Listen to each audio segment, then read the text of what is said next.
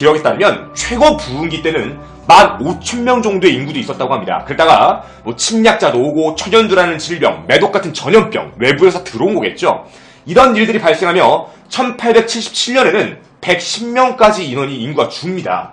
그리고 1888년 칠레가 이곳을 합병을 하게 되고요. 인구가 현재는 늘어나서 현재는 4,000명 정도 살고 계십니다. 아까 제가 백인이라고 말씀드렸는데 왜 이분들이 지금 백인이 아니에요라고 하시면 지금 현재는 칠레가 병합을 해서 칠레 사람이 같이 간 겁니다.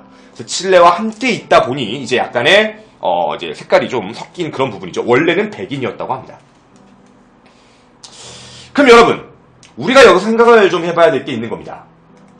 정말 이 석상을 이들이 만들었다? 고대 왕국은 맞아요. 근데 고대 왕국인데 어떠한 나무, 어떠한 풀떼기, 어떤 것도 없는 도구도 없던 이 사람들이 어떻게 이런 석상을 만들 수 있었을까? 이 석상에 대한 묘사는 이렇습니다. 모아이 석상은 전체적으로 매우 거친 면인데 얼굴, 코와 턱이 굉장히 잘 다듬어져 있고 귀는 굉장히 이상할 정도로 크더라. 사람을 닮았지만 굉장히 불균형적인 몸통을 띠고 있고 어떻게 이걸 만들었는지 지금도 의문이다 라고 해서 이 이야기가 계속해서 오게 됩니다. 저도 의문이었죠. 바로 모아이 석상의 비밀이니까 말이죠. 근데요, 갑자기 새로운 증언이 하나 나타나게 됩니다. 신화와 전설과 관련된 이야기가 나와요. 뭐였냐면 첫 번째입니다. 바로 아틀란티스의 후예들이 만들었다. 아틀란티스가 망하고 아틀란티스를 세웠던 사람이 만들었던 왕국이었다 라는 루머가 한번 돌기 시작을 합니다. 루머겠죠. 두 번째 루머는 뭐가 돌았냐면 혹시 여러분 무대륙이라고 아십니까? 무대륙이라는 존재 알고 계십니까? 제가 나중에 한번 컨텐츠로 진행할 컨텐츠인데 태평양에 옛날에 무라는 대륙, 그러니까 뮤라는 대륙이 한번 있었다고 합니다. 이 뮤대륙은 실제로 존재했던 대륙인데 이게 지금 현재는 사라진 대륙. 그래서 뮤대륙의 일부다. 뮤대륙의 하나의 증거다 라고 이야기를 하게 됩니다. 나중에 한번 진행하도록 하겠습니다. 세 번째는 이집트와 교류를 하면서 거대 석상 제조법을 전수를 받았다 이런 이야기까지 나오게 됩니다. 근데 문제는 뭐냐면 이들은 항해술이 없었어요. 이것도 이상한 겁니다. 그런데 이상한 새로운 사람이 한 명 등장하게 됩니다. 바로 누구냐면 이 사람입니다. 나타난 진실. 에리폰 다니켄이라는 사람입니다. 다니켄이라는 사람이 섬의 원주민들과 인터뷰를 통해서 이게 어떻게 만들어졌는지를 밝히게 됩니다. 다니켄이 뭐라고 원주민들과 이야기를 하게 되냐면 모아이 석상은 전부 다 하늘을 바라보고 있다. 따라서 그 하늘을 바라보고 만든 이유는 하늘에 있는 지적 생명 외계체, 외계인이죠. 외계인을 표현한 그 물건이다. 그 석상이다. 외계인을 찬양하는 석성이다. 원주민이 사용하던 돌과 연장으로는 모아이의 단단한 재질도 다룰 수 없던 게 진실이다. 원주민들의 적은 숫자와 거대한 석상을 옮기는 데 필요한 통나무, 그걸 구할 만한 숲도 존재하지 않았다. 따라서 더불어 석상들의 규모와 수는 당시 이스터 섬이 주민이 만들었다고 생각할 수는 없는 규모. 따라서 지구 외에 있는 생명체가 이스터 섬을 만든 게 맞다. 이분이 주장을 하시게 됩니다. 그리고 이 섬에는 전설이 하나 있었습니다. 마케마케라는 전설이 있는데 그게 날개를 단 사람이에요. 날개를 단 사람인데 이 사람이 초자연적인 힘을 썼다라고 합니다. 그래서 그걸 지구에 와서 자신이 지구에 온 기념으로 모아이 석상을 만들고 떠났다고 해요. 그래서 이때 당시 섬에 있는 사람들이 이걸 마케마케라고 불렀고 이 사람들이 얘기하는 이 세 사람이라는 건 모아이 머리에 있는 붉은 모자가 있어요. 그 붉은 모자를 외계인이 썼던 우주모다라고 얘기를 한다고 합니다. 외계인들이 실제 이 안에 정착을 하고 있다가 자신들이 나중에 떠나가기 전에 일종의 선물로서 남기고 간 하나의 작품이다 라고 이야기를 하더라고요. 그럴만도 합니다. 사실 우리가 지금 잘 생각해보면 지금 이스터 섬에 있는 이 조각상들은 여기 주변의 경관물로 봤을 땐 절대로 만들어질 수 없는 구조가 맞습니다. 너무 크고요. 너무 깊게 내려박았기 때문에 어느 정도 우리는 인정할 수밖에 없습니다. 결국 이 부분에 대한 조사는 잠정적 중단이 됩니다. 이 사람의 징수를 믿을 수밖에 없죠. 그럼 우리 입장에선 맞아. 외부에 나갈 수 있는 항해술도 없었고 이 안에서 고립되어서 살았던 사람들이고 이미 만들어졌던 조각상이니까 그러면 진짜 외계인이 만들고 간 게 맞을까? 아니면 뮤대륙이 정말 있던 게 맞을까? 라는 생각을 하기 시작을 합니다. 그런데요. 밝혀진 진실이 나타나기 시작을 합니다. 밝혀졌습니다. 어떤 게 밝혀지기 시작을 했냐면 태평양 근처, 여기 태평양에 있으니까 태평양에 있는 해류 식물들의 분포도도 조사하고 그 결과를 발표하게 됩니다. 이 다니켄이라는 사람이 주장했던 연장으로 쓸 수 없었다. 연장도 없었다. 이런 얘기했던 첫 번째 팩폭이 가해집니다. 여러분, 모아이 석상의 재질과 똑같은 게 뭔지 아십니까? 모아이 석상과 똑같은 재질은 우리나라에 있는 제주도 돌하르방과 똑같습니다. 만약 돌하르방을 우리가 연장을 할 그 도구가 없었다는 우리의 옛날의 역사도 사실 비판을 해야 돼요. 실제 돌하르방과 같은 화산석이기 때문에 실제로 깨지는 게 그렇게 어렵지 않았답니다. 그러니까 만드는 게 그렇게 어렵지 않았어요. 쉽게 얘기하면 아까 표면은 거칠지만 이렇게 얘기했잖아요. 그러니까 깨지는 건 쉬웠던 거예요. 깨지고 부시고 만드는 거 그렇게 어렵지 않았답니다. 그럼 이제 뭐가 문제였던 거냐면 옮기는 게 문제였던 거죠. 옮기는 것이 진짜 문제였던 겁니다. 뭐가 문제냐면 1956년에 이런 일이 있었습니다. 56년 노르웨이의 헤이엘다르가 주민들을 직접 동원을 해서 180명을 동원해서요. 한 달 만에 12톤의 모아이들을 이스터섬 6.5km 떨어진 아까 제가 보여드린 해안가 있죠. 그 해안가로 이동을 시킵니다. 사람들이 그걸 이동을 하는 걸 보게 됩니다. 이동을 어떻게 했냐면 아까 말씀드린 대로 해안가로 이동을 시키게 된 건데 이동을 어떻게 한 방법을 따르냐면 밑에다가 이제 Y자형의 나무 썰매를 만들어서 그걸 같이 이동을 한 거예요. 그러니까 통나무가 필요했던 거죠. 근데요. 통나무가 없어요. 여기 보시면 통나무가 현재 존재하지 않습니다. 문제가 생긴 거죠. 통나무 가지고 이동하는 건 문제가 없는데 통나무가 없다는 겁니다. 많은 학자들이 함께 연구하기 시작합니다. 연구를 하고 그 연구 결과를 드디어 찾게 됩니다. 식물학자였던 존 프렌리가 어마어마한 사실 하나 밝히게 됩니다. 바로 뭐였냐면 이 섬의 모습입니다. 통나무는 존재했다. 17세기까지 최고 25m의 줄기 그리고 지름 2m의 야자나무가 존재했다. 높이 10m, 둘레 1m의 종려나무도 있었고 아카시아 나무도 잔뜩 있었다. 카누를 이용해 충분히 이동시킬 수 있었던 통나무가 존재했다. 이게 어떤 거랑 똑같은 거냐면 우리 예전에 이집트 문명을 함께 했던 거 기억하십니까? 이집트 문명에서도 우리가 그런 얘기했어요. 우리가 알고 있는 현재 이집트는 다 사막이잖아요. 근데 제가 이런 얘기했던 거 기억하십니까? 문명이 발달했을 때 문명의 발달지가 어떻게 사막이냐라는 얘기를 했던 걸로 기억을 합니다. 여러분, 문명의 발전지는 원래부터 사막이 아니라 거기 우리가 알고 있는 이집트도 원래는 초원이 푸르렀던 그런 곳이었던데 거기서 피라미드도 만들고 통나무를 썼던 건데 시간이 지나면서 사막화가 진행되어서 우리 눈에 사막의 도시에 보이는 것 뿐이지 원칙적으로 이집트의 문명도 거기에서 시작된 게 맞았던 겁니다. 쉽게 얘기하면 이 동상들을 움직일 만한 통나무는 17세기에도 존재했던 겁니다. 끌고 올 수 있었습니다. 그리고 문제는 아까 말씀드렸던 마케마케, 즉 전설적인 그 마케마케입니다. 마케마케에 대해서 다시 한번 조사를 해봤는데 마케마케는 누구였냐면 바로 이스타섬의 한 가지 규칙입니다. 뭐냐면 이스타섬은 제비갈매기가 섬에 도착해서 자신들이 나타났다고 생각을 해요. 그러니까 우리가 곰을 숭배하는 것처럼 이 사람들은 제비갈매기가 와서 했다고 생각을 합니다. 그래서 어떻게 하냐면 자기들의 지배자, 즉 왕국이었잖아요. 자신들의 지배자를 선출하기 위해서는 해발 270m 높이 벼랑에 있는 제비갈매기 알을 먼저 가져오면 그 사람을 1년 동안 섬긴 거예요. 그런 식으로 왕족을 이어갔기 때문에 실제로 그 섬의 지배자, 그걸 탕가타 마누라고 불렀다고 합니다. 탕가타라고 불러서 그 사람이 바로 아까 얘기했던 마케마케가 됩니다. 그러니까 왕을 지칭했던 표현이었던 거지 그게 외계인을 지칭했던 말은 아니에요. 날개를 달았다가 제비를 얘기했던 겁니다. 신화였던 거죠. 쉽게 말씀을 드리면. 그 모아이 석상에 보시면 지금 이쪽 사진에 저기 모자 이상한 거 둘러쓰고 있는 거 있어요. 근데 저걸 사람들이 또 저거 가지고 이제 외계인이 썼던 하나의 모자다라고 많이 말씀을 하시는데요. 여러분들이 지금 보시면 하나 아시겠지만 실제 원주민들이 지금 모자에 머리를 쓰고 있습니다. 뭘 위에 뒤에 보시면 쓰고 있는 게 있는데요. 이게 이들의 전통적인 상투 같은 거라고 보시면 됩니다. 지금도 하고 있습니다.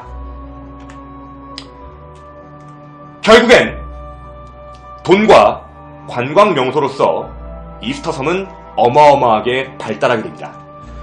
혹자들은 이런 얘기를 합니다. 이스터 섬의 미스테리는 이미 칠레 정부는 알고 있다. 하지만 칠레 정부는 그걸 밝히지 않는다. 이유는 단순하죠. 그걸 밝혀서 이스터 섬의 관광 산업이 끊길 수도 있는 거니까. 어쩌면 돈과 관련된 이야기가 아닌가 싶기도 합니다. 이스터 섬의 모아이 석상의 비밀은 정말 죄송하지만 그때 당시에 만들 수 있었던 기술력으로 만든 내용이었습니다. 아까도 어떤 분이 그러더라고요. 이분 사진 보고 쉽게 얘기하면 이분도 책을 써서 돈을 버신 분일 뿐입니다. 그럼 말도 안 되는 UFO 루머를 만드셔서 돈을 버신 분. 그래서 일부러 조금 좀 이렇게 나온 사진을 골라서 가지고 왔습니다. 아까 근데 눈치를 채시는 분들이 계시더라고요. 눈치는 참 빠르시네요. 어쨌든 요 내용이었습니다. 자, 이제 우리가 이야기하게 될 오늘 마지막 세 번째 이야기입니다. 저도 이 부분에 대해선 굉장히 힘들었습니다. 무언가 애매했거든요. 맞다 아니다를 이야기하기가 참 애매했던 내용입니다. 바로 뭐였냐면 북유럽 발트해에 존재하는 UFO입니다. 와, 이거는 돌았습니다. 제가 지금부터 여러분에게 발트해에 대해서부터 간단하게 설명을 드리겠습니다. 여러분 혹시 발트해에 대해서 아십니까? 지금 여러분이 보시는 이 지도가 바로 발트해의 위치를 나타내고 있습니다. 스웨덴과 핀란드 사이에 있는 저 바다를 이제 발트해라고 부르게 됩니다. 굉장히 추운 지역이고요. 얼음도 잘 얼어 있습니다. 저게 이제 발트해입니다. 근데 저 발트해는요, 스웨덴과 핀란드 사이에 존재하는 바다다 보니까 저 안에 침몰한 유적들이 많아서 금화, 쉽게 얘기하면 유물들이 굉장히 많이 묻혀 있어서 실제 유물을 탐사하는 탐사선들이 저기 안을 많이 관찰합니다. 2011년 6월달 탐사 전문 스웨덴의 회사였던 오션 익스플로러라는 회사가 해저 탐험을 하기 시작을 합니다. 오션 익스플로러의 저 모습입니다. 이걸 가지고 들어가는 겁니다. 어딜 들어가냐면 발트해 중앙으로 뚫고 들어갑니다. 이렇게 들어가게 되는 거죠. 이해하실 수 있겠죠? 이렇게 해서 뚫고 들어갔는데 발트해 해저를 왔다 갔다 하며 유물과 유적을 찾고 있었습니다. 어마어마하게 중요한 거니까. 돈을 벌 수 있는 거니까. 그런데 여기서 이상한 걸 하나 보게 됩니다. 발트해 해저 297피트, 약 91m입니다. 약 91m 지점에서 무언가 이상한 물체가 발견이 되게 됩니다. 보이십니까? 이게 발견이 됩니다. 요런 게 발견이 됐어요. 그리고 이걸 조금 색깔을 바꿔서 한번 확인을 해보면 약간 요런 느낌입니다. 오션 익스플로러는요, 이걸 보자마자 이게 뭐야? 라고 생각을 합니다. 그리고 바로 소나 스캔 이미지라는 게 있어요. 소나 스캔 이미지로 확인을 해본 건데 이게 뭔가 이상한데? 라고 싶어서 저걸 다시 한번 조사를 해보기 시작합니다. 근데 말이죠, 이 모양을 그려보니 이런 모양을 띠게 됩니다. 현재 발트해에 존재하는 UFO라 추정하고 있는 바로 이상한 물체입니다. 무언가 방사형 외관의 물체입니다. 현재 발트해에 존재합니다. 이거에 대해서 조금 더 다른 사진으로 보자 하면 이런 느낌의 사진입니다. 지금 여러분들이 보시는 이쪽 사진, 우측 사진은 실제 소나 스캔이 찍었던 이미지고요. 오른쪽에 찍은 건 상상입니다. 상상으로 그린 거예요. 그러니까 이 모양을 이제 입체적으로 그려봤을 때 이런 모양이 나오더라 라고 하게 된 겁니다. 네, 여기는 여러분 상상도니까 너무 놀라시면 안 돼요. 여기가 실제 그 그림입니다. 근데 물론 이 그림을 토대로 이걸 만든 게 맞아요. 이런 모양을 띠고 있는 게 맞습니다. 모두 놀랍니다. 이거 혹시 이거 아니야? 뭔지 아십니까? 영화 스타워즈에 나오는 밀레니엄 팝콘입니다. 그러니까 스타워즈에 나오는 외계 행성, 그러니까 우주선이죠. 우주선 밀레니엄 팝콘하고 굉장히 유사하게 생겼다라는 걸 확인하게 됩니다. 이거 뭐야? 라고 얘기를 하게 된 거죠. 그리고 이건 이미 해저에서 스캔을 한 거기 때문에 크기에 대해서는 조작이 불가능합니다. 크기는 직경 197피트. 무슨 소리냐면 60m입니다. 직경 60m, 체장 400m. 디스크형 실린더 물체는 한 세트로 존재해서 총 2곳에 존재하는데 그 2곳의 띠가 보입니다. 그 2곳의 띠가 바로 이런 모양입니다. 이게 바로 물체의 길이입니다. 보이십니까? 왼쪽에 저기 동그랗게 한 것과 오른쪽에 한 것, 저 원반의 형태가 양쪽 2개예요. 그러니까 2개가 200m 떨어진 한 세트로 이렇게 나눠져 있다는 겁니다. 그 저 사이의 길이가 약 300~400m 사이예요. 300~400m의 사이로 약간 원반의 형의 형태가 2개가 땅땅 박혀 있다는 얘기입니다. 두께는 약 3에서 4m. 이렇게 얘기합니다. 이거 실화입니다. 멘탈이 나가죠. 야, 이거 뭐야? 이게 어떻게 이런 게 존재할 수 있는 거야? 라는 이야기가 시작이 됩니다. 이건 지금 현재 실화입니다. 현재 발트의 91m 지점에 같이 있는 겁니다. 모두 놀라게 되죠. 그리고 이 이야기를 통해 여러 가지의 말들이 나오기 시작합니다. 바로 오션 익스플로러는 이걸 보자마자 대박이다. UFO다. UFO가 추락한 거다. 이걸 조사해야 된다. 라고 하면서 이걸 본격적으로 조사 참여를 시작하게 됩니다. 전문 다이버였던 스테판 호거본이 이런 진술을 하게 됩니다. 이 근처에 가면 위성 전화, 전자기기가 모두 멈춘다. 200m쯤 떨어지면 다시 괜찮아진다. 레이더가 교란이 되더라. 확인이 안 된다. 정말 이상한 물체다. 라고 진술을 하게 됩니다. 혹자들은 이런 얘기도 합니다. 혹시 이거 독일 나치가 썼던 비밀무기 아닐까? 라는 이야기까지 나오게 됩니다. 그런데 말이죠. 그런데 이제 이런 얘기까지 나왔습니다. 이게 2011년이었는데요. 여러분 혹시 2012년 지구 멸망설에 대해서 알고 계십니까? 2012년에 어떤 지구 멸망설이 있었냐면 이거 사진을 잠시만 내리겠습니다. 2012년 지구 멸망설이 하나 있었어요. 아시는지 모르겠지만 바로 구탄 행성입니다. 여러분은 구탄 행성에 대해서 혹시 알고 계신지 모르겠네요. 구탄 행성이라는 건 외계 행성인데 2012년에 지구를 침공할 계획을 세우고 있다라는 게 구탄 행성이라고 합니다. 실제로 우주 망원경으로 봐도요, 저기 멀리서 보이는 저걸 이제 얘기를 할 때 저희 구탄 행성이다. 2012년에 지구를 공격할 것이다. 근데 이때 당시에 어떤 얘기가 있었냐면 지구를 공격을 할 때 여기에 있는 물체들이 직접 와서 공격을 하는 게 아니라 미리 보냈다. 미리 우주선을 미리 지구로 보냈다. 그 우주선을 미리 보낸 곳 중에 하나가 발트해다. 발트해 지하 91m에 있는 이 녀석, 바로 얘가 바로 구탄 행성이 보낸 UFO다. 2012년이 돼서 지구 멸망설이 나오게 되면 저기에 있는 UFO가 작동을 해 다시 지상으로 올라와 그렇게 전쟁을 시작할 것이다. 그렇게 얘기했습니다. 근데 문제는 말이죠. 지금은 2017년입니다. 다시 말씀드리면 쟤는 지금도 바닷속에 있습니다. 구탄 행성이라는 건 실제로 존재하지도 않았고 우리 눈앞에 나타나지도 않았습니다. 그렇다면 뻥일까요? 뻥이라면 어디까지가 정말 우리가 믿어야 될 진실일까요? 정말 문제가 생겼습니다. 첫 번째, 많은 사람들이 조사를 했던 거니까 조사를 해서 한 가지씩 들어가 봤는데 이때 당시에 그 오션 익스플로러가 한 가지 갑자기 발표를 하게 됩니다. 그것도 굉장히 쭈뼛쭈뼛 발표를 했죠. 실제 이 모양에 대해서 얘기를 했습니다. 얘를 지질로 분석을 해본 결과 철판이 아니다. 얘는 철판이 아닌 거대한 화강암 덩어리더라. 쉽게 얘기하면 돌덩어리입니다. 큰 돌덩어리 하나가 8m 정도의 베개 모양의 돌에 얹혀있다. 얹혀있다 라고 되게 조심스럽게 발표를 합니다. 어쩔 수 없던 거죠.